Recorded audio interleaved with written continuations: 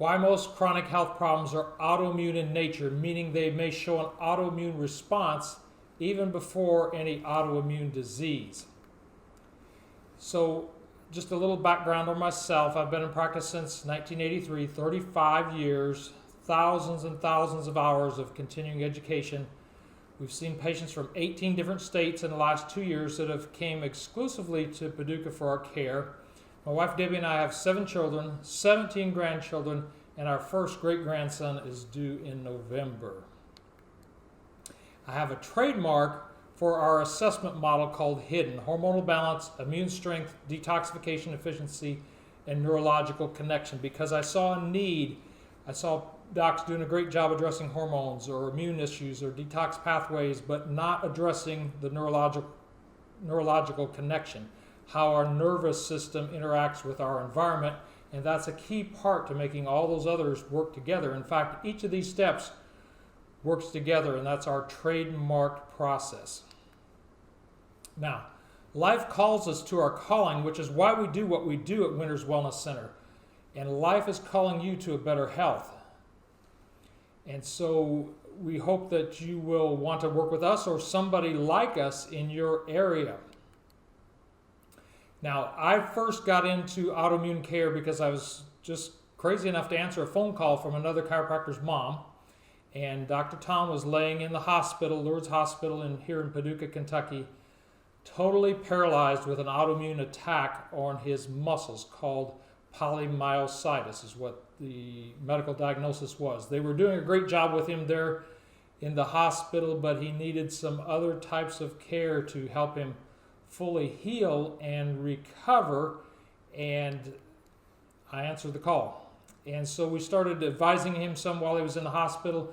As he got out of the hospital, we went to his house 3 or 4 nights a week, and then he got his wheelchair in a bus, a transportation bus, brought it to our office, and we helped him get healthier and healthier and healthier.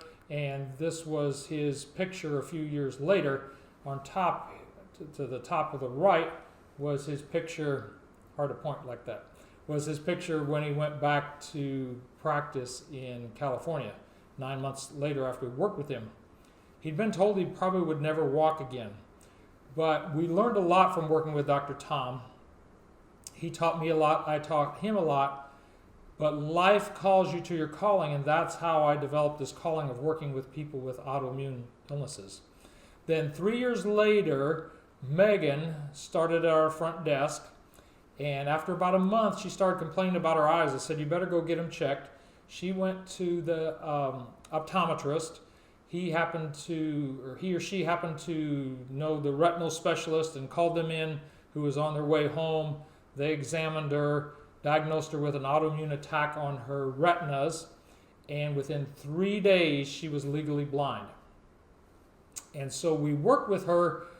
As soon as she got a break from the steroids, we did immune testing with her, found out her vitamin D was low. We did testing on the immune messengers called cytokines, found out that pointed to her gut, started testing her gut, found a parasite, found gluten intolerance, and etc. Megan went on to work for us for 5 years and recovered her eyesight, and she's very active in Florida today, where she and her husband live, and enjoying life. But again, that was somebody that was right there needing help, and we had to figure out how to help them. So life calls you to your calling. So this is part of my calling. Now, anytime we have a chronic condition, it's because breakdown is going to be greater than repair in the body. So our body is breaking down faster than it's repairing. And so that's one of the most common reasons for chronic condition. And one of the most common reasons for that increased breakdown is where the immune system is no longer just dealing with threats in our environment, but it's actually seeing ourselves as the enemy and attacking us, an autoimmune response. So autoimmune responses can occur anytime the immune system gets stressed. They can occur long before autoimmune diseases and don't need to progress to an actual autoimmune disease necessarily if they're caught early enough and dealt with early enough. So our immune system and our brain must dance together. So they do this dance, and they have to be on the same page, coordinated together to deal with these threats to our environment, because every stressor externally that we have either reacts first through our immune system or through our nervous system, our brain and nervous system. It doesn't react first through the hormones. The hormones are secondary messengers. And so often these autoimmune responses occur long before we have positive antibody tests or other indicators of autoimmune disease.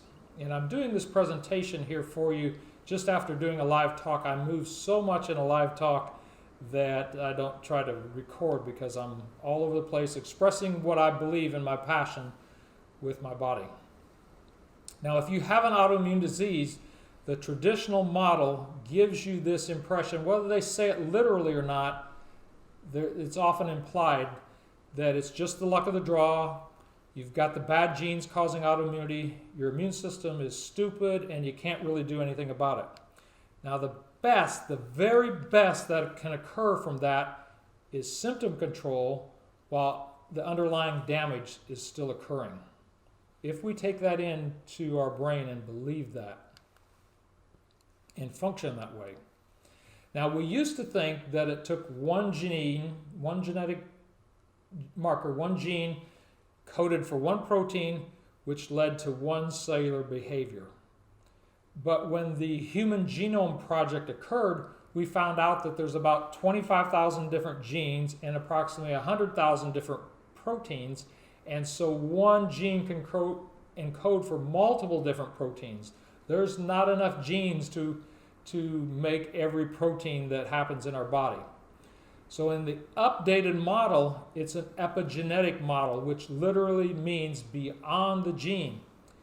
And it relates to trauma, thoughts, and toxins. When I say toxins, I'm also referring to infections and foods and things like that. Environmental stresses, but it's easy to remember 3 T's, trauma, thoughts, and toxins.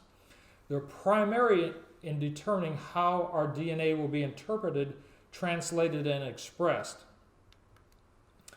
Now, our genes aren't even the major factor then when we realize this, and we can do something about our epigenetics, how our genes are expressed, and we can do something about our environment, the toxins, infections, and modified foods that we're exposed to.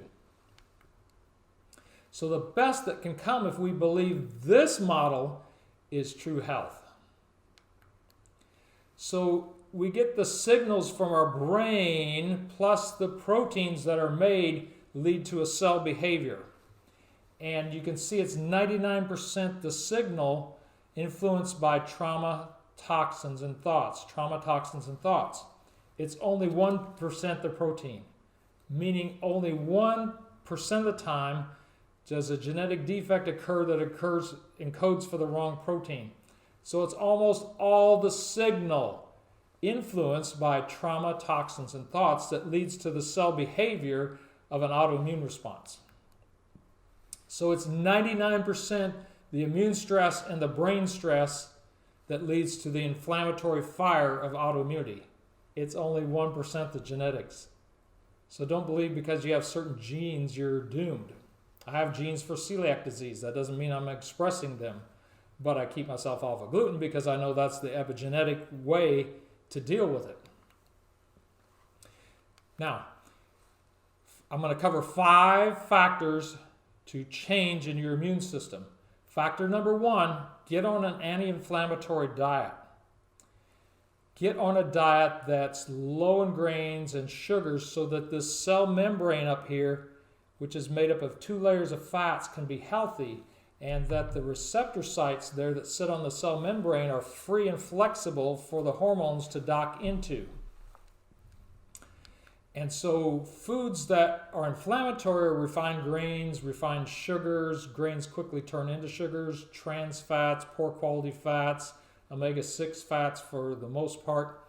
Foods that help and fight inflammation are low-carb veggies, are low-carb fruits, are good quality meats, and vegetables, leafy greens, good healthy fats, and we'll cover more in handouts or other videos with you about good quality fats.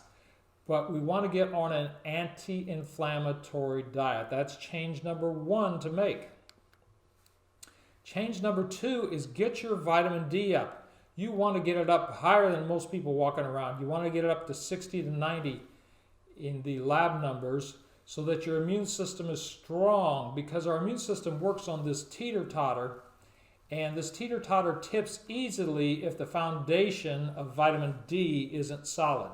And so vitamin D gives us a solidity to our immune responses and keeps everything tight and working good. So we need our vitamin D up. That's a huge factor. Now, when our vitamin D is not up, our immune system can go out of balance one way or the other. And without going into great detail, that can be a balance between natural killer cells and B cells, or Th1, Th2 are the terms you may hear sometimes. The big thing I need you to know here is if our immune system is out of balance, the more it's out of balance, the more careful we have to be on what we eat and what we take in for supplements. So if we want to strengthen the natural killer cells, this Th1 side of things, then we need things like echinacea, astragalus, maitake, and reishi mushroom. If we want to strengthen the B cells, then we want to take things like green tea extract, grapeseed extract, curcumin, resveratrol, and you can't see the last one, it's caffeine. So if we're already high on the B cells here, and then we're drinking caffeine and green tea and taking curcumin, we're going to push that up even higher and imbalance our immune system more. So just know that the more our immune system is unbalanced, the more we have to deal with that in a way to help it balance. I saw a lady one time who just got out of the hospital. They told her at the hospital, it looks like you had some Guillain-Barré issues, and that's an autoimmune diagnosis. And when she came to see us right after she got out of the hospital, we looked at everything she was taking. She was taking everything that was pushing her in the wrong direction, and we had to get her off of those immediately that day and start her on some things to balance her immune system the other direction, and she made an amazing recovery.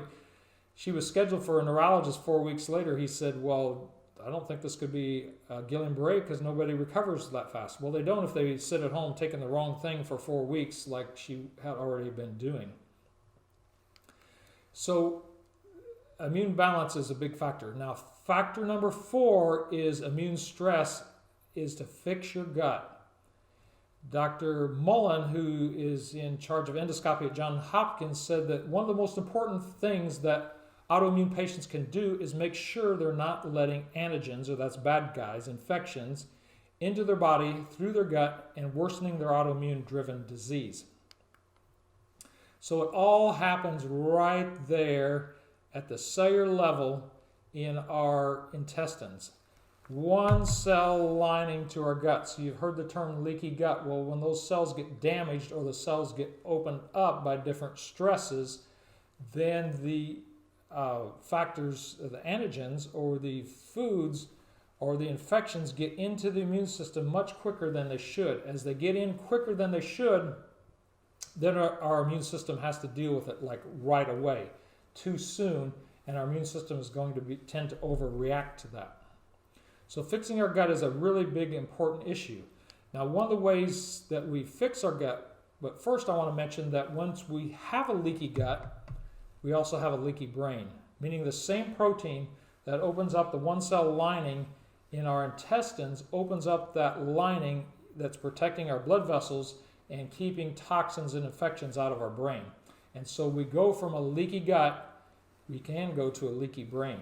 And that means autoimmune-driven disease in the brain and contributing to dementias. Now, one of the best ways to find and correct our gut is to figure out what's shooting holes in it, what's going shooting holes in our gut. And that's usually infections. So we use a DNA-based stool test for over 60 different hidden infections and 7 digestive markers to find out what's really going on in the gut, testing H. pylori, testing many different bacterial infections, many parasite infections, microscopic and worms, testing different funguses and yeast. And then we look at all these digestive markers, including a marker for gut inflammation, a marker for gluten intolerance, and more. We also have available very advanced food allergy testing, not just the immediate reactions called IgE reactions, but delayed reactions, IgG reactions to 96, and even some of the panels now cover several hundred foods. We also have a wheat zoomer test that's 35 different ways you can react to gluten or components of wheat. And we have these zoomer tests which break the foods down into the peptide level, so very specific level, and we have those related to lectins, which are covering around certain plants that we eat. Lectins, dairy, and corn zoomers. So the very specific tests for lectins, dairy, and corn, as well as ways that we can react to wheat. So we do a full panel of allergy testing, or sensitivity testing might be better said. Now this is, I'll sprinkle in a few stories here. This is a lady, 2016, she had weighed 181 pounds, which is too much for her. She had fatigue, joint pain, thyroid nodules, elevated thyroid antibodies. We worked with her on the anti-inflammatory diet. Later we did some stool testing, found some infections, cleared those up. Did some micronutrient testing, meaning we tested her for vitamin deficiencies and mineral deficiencies in the serum of the blood and in the red blood cell. And then we did protocols for all those findings. Later on, we added in something called QNRT, which is a way that we reset the brain to trauma. By February 2018, she was full of energy. She was 161 pounds, so she lost 20 pounds, which at 161 was a great weight for her. She had no joint pain, and said if she hadn't went this route, she'd still be suffering. Now, another lady was on Plaquenil and methotrexate, so some pretty heavy-duty immune drugs for rheumatoid arthritis. It was recommended that she go on Humira. And with her husband's particular insurance plan, that was going to be $2,000 a month for her, so she really wanted to think about that. So when we started working with her, we found a Lyme infection. We started working on that, cleared that up, H. pylori, and this is over months and months. And heavy metal toxicity, we worked on cadmium and lead, and actually in her case, because this was before our current protocols, it took several years to unwind this, but by 2018 she was on no medications for arthritis and no joint pain, and she wasn't spending $24,000 a year on a drug that could give her increased risk of serious infections and an increased risk of cancer. Step number 5 for our immune system is find the primary antigen, the primary bad guy driving the autoimmune process, and eliminate that. And we'll cover how we do that. So with hundreds of potential bacteria, virus, molds, yeast, foods, and toxins, how can we find that major player, that one infection or toxin that's going to be like the head pin in bowling and allow us to get a strike, allow us to really change your health? How can we hit that head pin? Should we run $10,000 worth of labs, or maybe $50,000 worth of labs? Should we spend the next 10 years pursuing that? Should we just guess and hope for the best? Well, there's another way. And while most chiropractors only find nerve interference in the spine, we're also trained to find nerve interference in the brain. So how about we let the brain show us, because the brain and immune system have to dance together. So let's let the brain show us what's most important and what the body needs to deal with most and first. But what does the brain have to do with autoimmunity? So this is a study, cumulative childhood stress and autoimmune disease in adults. And so the bottom line here is those with ACE events, adverse childhood events, that could be divorce of a parent, it could be an alcoholic parent, a drug addicted parent, a parent that went to jail, it could be sexual abuse or trauma. Lots of different things can make up these ACE events, but people who had those were much more likely to be hospitalized, not just walk around with an autoimmune disease, be hospitalized for an autoimmune disease as an adult, everywhere from 70 to 100% more likely. And this slide doesn't show the names on this ACE study, but it's all Centers for Disease Control researchers in Atlanta, Georgia. And so this is the top of the line in the medical model, looking at this correlation between cumulative childhood stress and autoimmune disease as an adult. Because the brain gets wired with these stresses to respond in an inflammatory manner. Moreover, many retrospective studies found that a high proportion, up to 80% of patients, reported uncommon emotional stress before disease onset. And we see that all the time after time after time, when we listen to histories in our office. And so we see this just regularly, and I'm going to get a drink here because I've already spoken for an hour and now I'm doing this.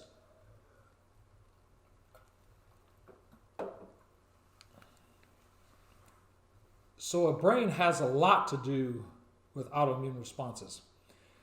And the limbic or protective part of our brain responds the same for physical pain as it does for emotional pain. So emotional pain can respond the same as hitting our thumb with a hammer.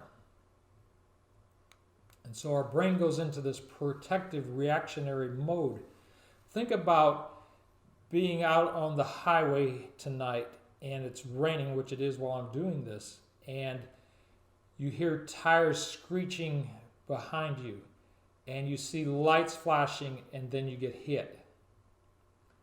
And now when I hear screeching tires, what happens to my body?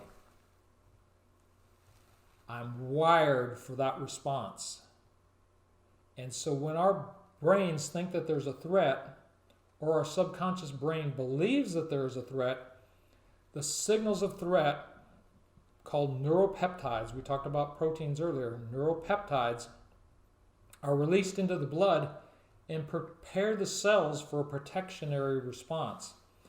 The perceptions and beliefs of our subconscious brain literally get turned into chemistry, which will determine how our immune cells act. Now, this wiring to firing, like the screeching tires, will fire from these emotional centers here up into the hypothalamus, the little mind-body connection center of our brain. And that is listening in on our immune system through the cytokines or immune messengers. And it's listening in on our autonomic nervous system and on our hormonal system. And so there's two-way communication going on with our nervous system, immune system, and our hormones. And so this wiring to fire, the screeching tires, can wire into our immune system, to our autonomic nervous system that's controlling our organs without us thinking about it, and to our production of cortisol in our hormonal system. So this is why this mental or emotional memory is so powerful in affecting our health.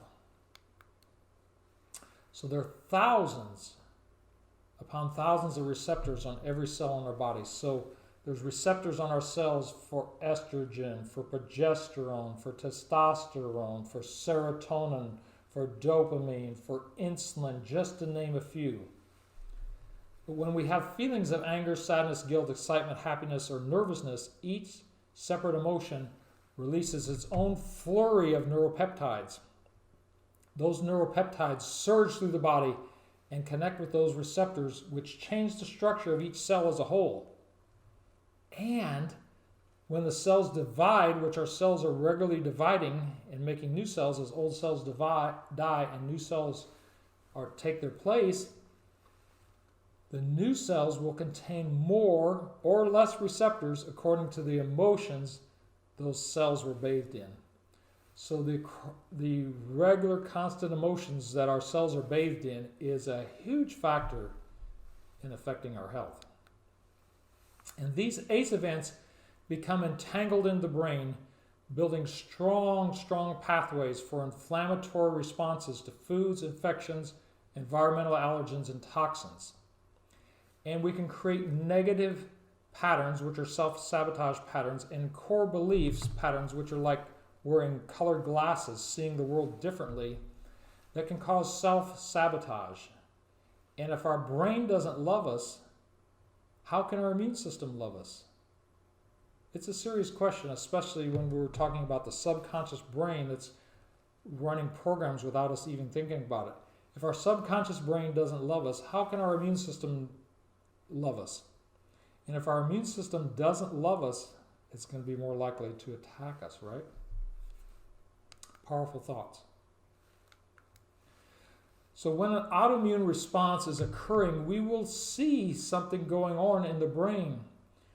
We will observe the person's posture and how they react when their eyes are closed. And we'll do a functional test, and I can't be specific for the video purposes of describing that. We do a functional test and then see how the nervous system responds. So we're literally standing in front of the person, observing how the brain reacts, and that tells us if the brain is in an overwhelmed state. If it is in that overwhelmed state, we check several reflex points related to those core drivers and negative patterns. And if those don't show, then we do a specific visual stimulation of the brain, left and right. And then once we stimulate the brain, reflex points will come on display if the person's in an autoimmune state. And those reflex points show us the window into the brain. They show us the dance that the immune system and brain are trying to do but are having difficulty with. And these points frequently have a very solid correlation to the patient's history or prior lab findings. It's amazing. It's really stunning. And so the doc that developed this did a phenomenal job of documenting this, and the correlation is stunning. And so these are the things we're looking at. These tick-borne infections like Rocky Mountain spotted fever, Borrelia babesia, infections like chlamydia, H. pylori, staph and strep, mycoplasma, peptostrep, toxic Lyme, which is more the toxic effects of Lyme, Bartonella, another tick-borne illness, Brucella, C. diff, streptococcus, hepatitis, Epstein-Barr, influenza, Coxsackie, cytomegalovirus, HPV, human parvovirus, herpes zoster and herpes simplex, Giardia, Toxoplasma gondii, Candida, and other parasites. Soy, chocolate, sugar, egg, corn, dairy, gluten. Gluten obviously is a pretty common one. Plastics, toxic mold, nitrates, insect bites, household cleaners, pesticides, and heavy metals such as cadmium, nickel, lead, mercury, and arsenic. And so these are the things that we can pick up on and find out what's the target for the body, what's the target for the immune system where the dance is not occurring, and what's the priority where we can be like bowling and hit that head pin and knock a strike for your health and get rid of that bad guy that's causing all the problem. Because remember, immune step number 5 was to find the bad guy, the main bad guy, and knock him out. And each immune stress has a specific set of characteristics or stresses that often occurred in the person's life in the brain. And so I'll give you one example of that. I can't give you a lot of examples. I've got all the information, but it's proprietary. So we're going to give you one example. That's the Epstein-Barr virus. So 95% of our population has been exposed to it. But why do some people have trouble getting rid of it? And the ones that have trouble getting rid of it, when you go into their history and when you work with them on this mental brain level, emotional brain level, we find out that they feel like they're controlled by others, or they're always putting others first and themselves last, or they feel a major fear of disappointing others, they're easily angered, or they have to be perfectionistic, they have to get it just right, and they can't let anybody down, and they're super scared that they would let somebody down, or they feel a loss of hope. Let me ask you this. If you could never say no to anybody, you had to help them with any and everything, any time of the day or night, no matter what was going on, you had to help with it. You couldn't say no. That'd be pretty fatiguing, right? You'd almost kill yourself doing that. So your body gives you fatigue, so you don't kill yourself doing everything for everybody else. Now, in a healthy brain, we can decide what we want to do for somebody else and not. But a person with a locked brain, they can't decide. They just got to do it. They'll kill themselves. And so they're better off having fatigue so that they don't kill themselves, overextending themselves with everybody. So it's an interesting thing how this all works. Gluten, for example, relates to holding things together. In foods, it holds things together, but when we go into the brain stresses, it's often periods of our life where we had a stress where we were trying to hold it together. We were trying to hold the family together, or something that just is overwhelming to hold together. So it's pretty interesting how all this works. Now, this is a lady who was catching every infection going around. She was missing a lot of work. She was going home from work and going straight to the couch. And all weekend she would lay on the couch or in bed trying to get up enough energy to go back to work on Monday morning. She was having cycling fevers on and off. Some months she was literally gaining 20 pounds and other months losing 20 pounds. Now this was going on and on and on. When we checked her with the Q&RT process, it went to the plastics point. And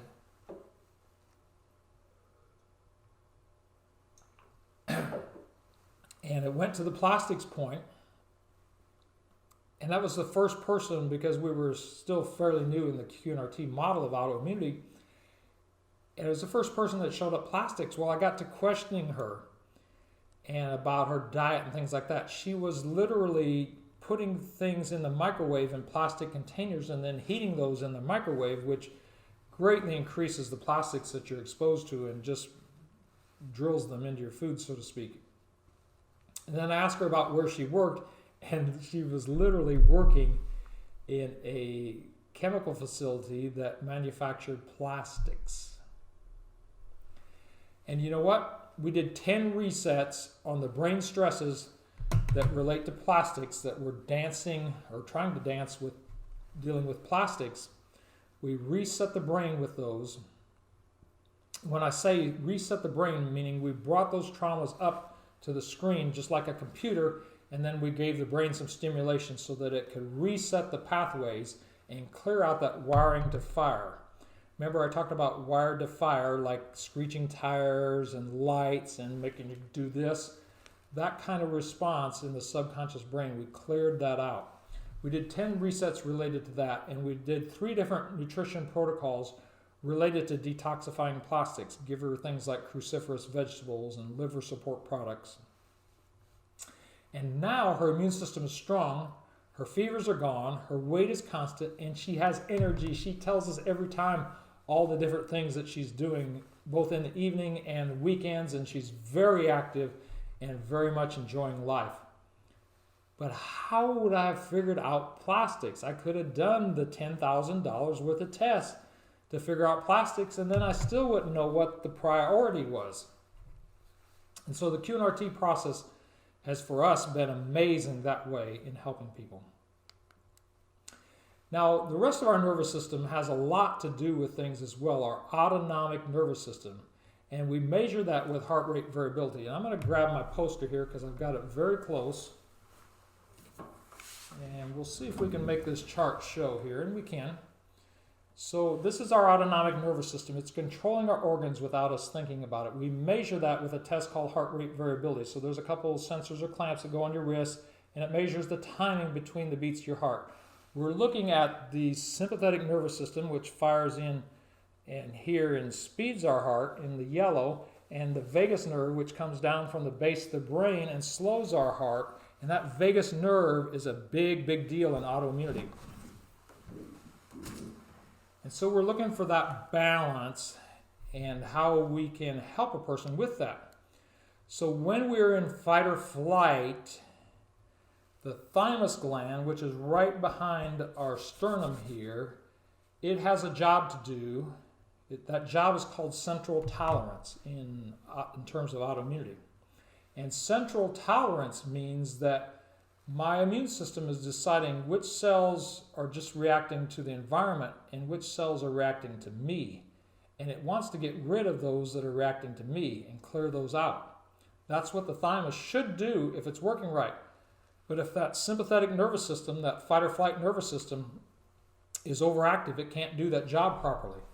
And the counter to that being overactive is our vagus nerve. And our vagus nerve can be reset without needing a implantable nerve stimulator, which is what they're doing with many rheumatoid arthritis patients nowadays.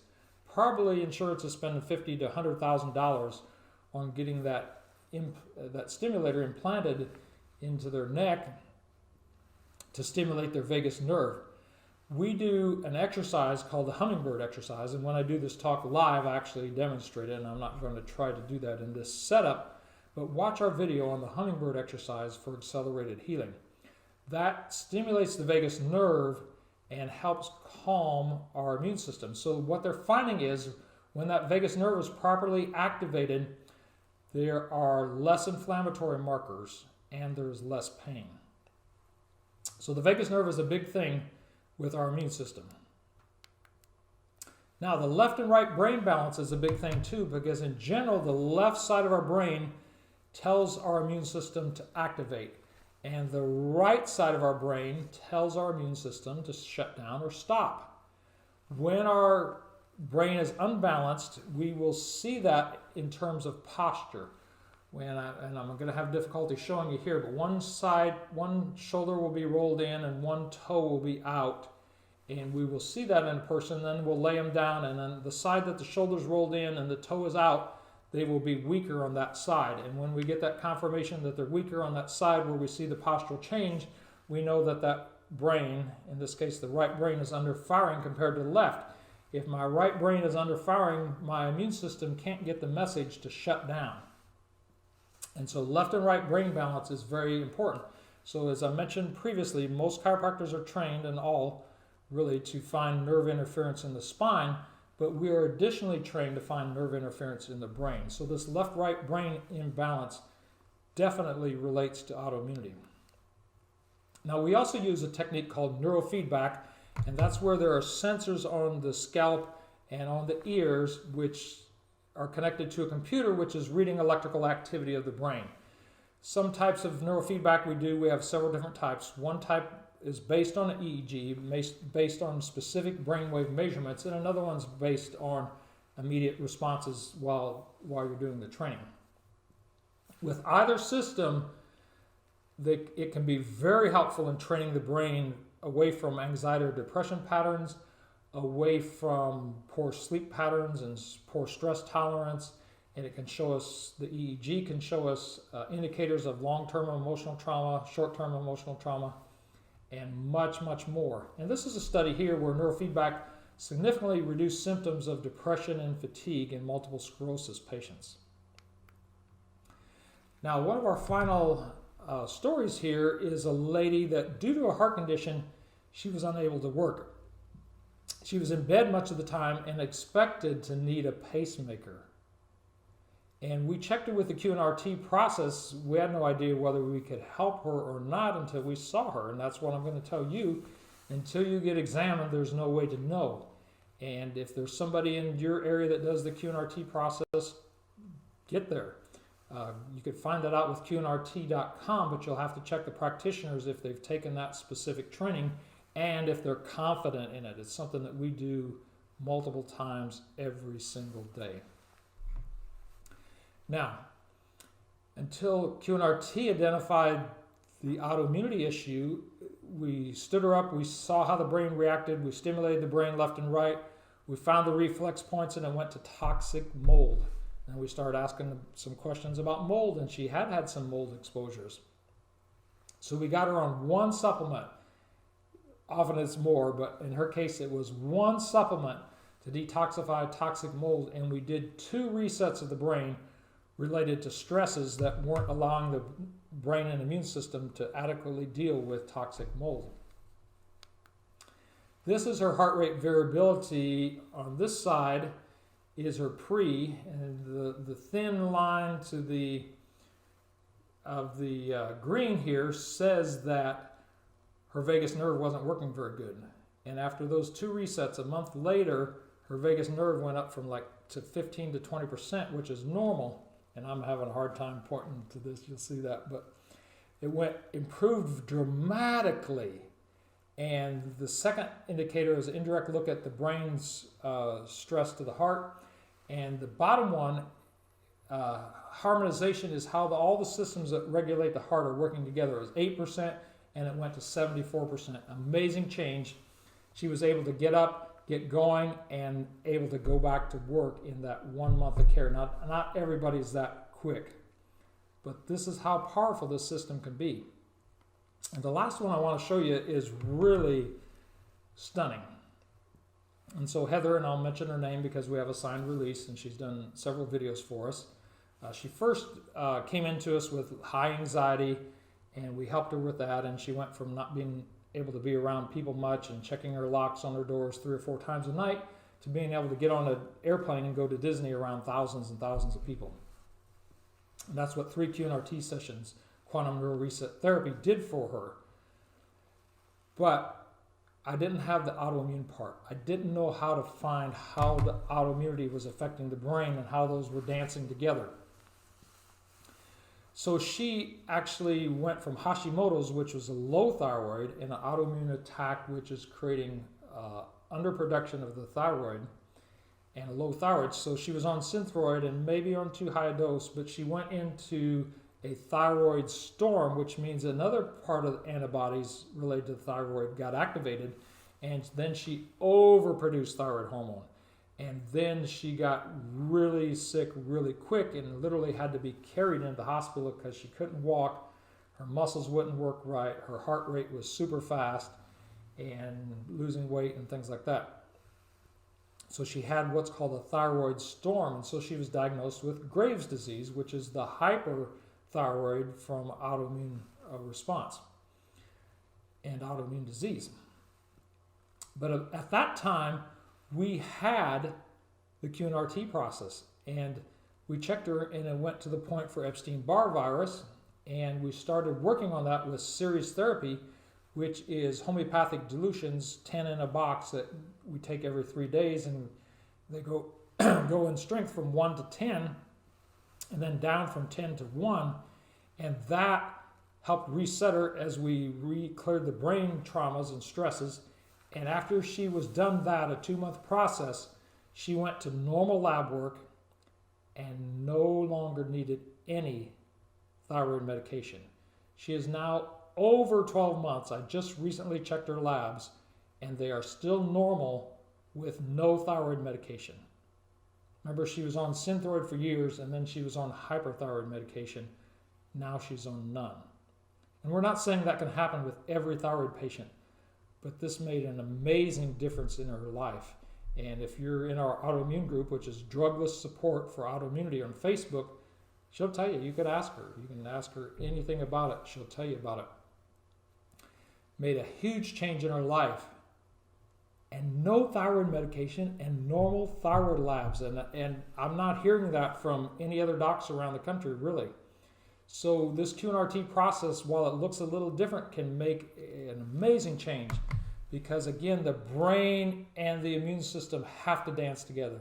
They have to work together, and when we have these traumas that affect our brain, then the brain can't dance with the immune system, and it can't see the targets that need to be dealt with.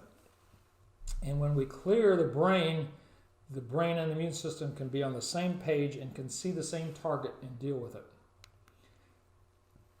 So what do you do now? If this makes sense for you, you've got to get checked. You've got to get checked by me, or you've got to get checked by somebody else. But know that insurance is not going to cover a lot because it's not a traditional treatment. But an exam will tell us if we can help you. An exam will tell us what's going on. And in our personal office, our first exam, we're going to do a very thorough history, and the history is a number of pages, and it goes over that hormones, immune, detox, and neurological health. Remember that hidden factor that I have the trademark on? That's what we're going to ask you a bunch of questions about. Then we're going to check that heart rate variability to see how your autonomic nervous system is doing and areas that we can help that. And then you're going to have a personal consultation with me. And then we are going to assess the left and right brain balance. Remember I talked about how if the right brain's under firing, it can't tell the immune system to shut down. We're going to assess that.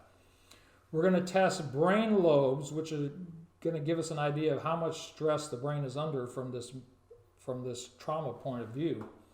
Then we're going to test motor, sensory, and cranial nerves, including the vagus nerve. And we're going to test associated organ reflex points to see if there's any kind of metabolic stress going on. Then you'll come back and see us for a second visit, and that's where we'll talk about what's going on, how we can help, what care is needed, how much it'll cost, and so forth. And then you weren't made to merely survive, you were made to thrive. I love that song about thriving. You weren't made to survive, you were made to thrive. And I believe that God has a bigger picture for you in being healthier, and what I've shared with you tonight could just be that factor. So some of you may live close listening to this, some of you may live far away, but remember, we've seen patients from 18 states. So we know how to create a care plan for people that come in to see us for a week or 2 weeks or a month or whatever it is, and get them on track so that they can go home and heal. And be sure you're a member of our Facebook group, Drugless Support for Autoimmunity. We also have one called Hope for Hashimoto's. It's not near as active as the regular Drugless Support for Autoimmunity. We have a page, Sick and Tired of Fit and Fabulous. We cover a lot of diet things there. Preventing Brain Decline, that's for those of us that are interested in preventing dementia. And then Drugless Solution for Kids' Brain Health, and that's for parents of kids that want their brain to be as healthy as possible. So if you're interested in these things, give us a call, like us on Facebook. We have a YouTube channel, Winters Wellness Center on Winters Wellness Center Chiropractic Redefined on YouTube, and I've got 350 videos there. You can see virtually everything we do. And so check us out there on YouTube, like us on Facebook, follow our posts, watch our videos, get in our groups, and learn how you can be healthier. And if we have a chance to help you, I would love to do that. I'm Dr. Michael Winters, Winters Wellness, Chiropractic Redefined.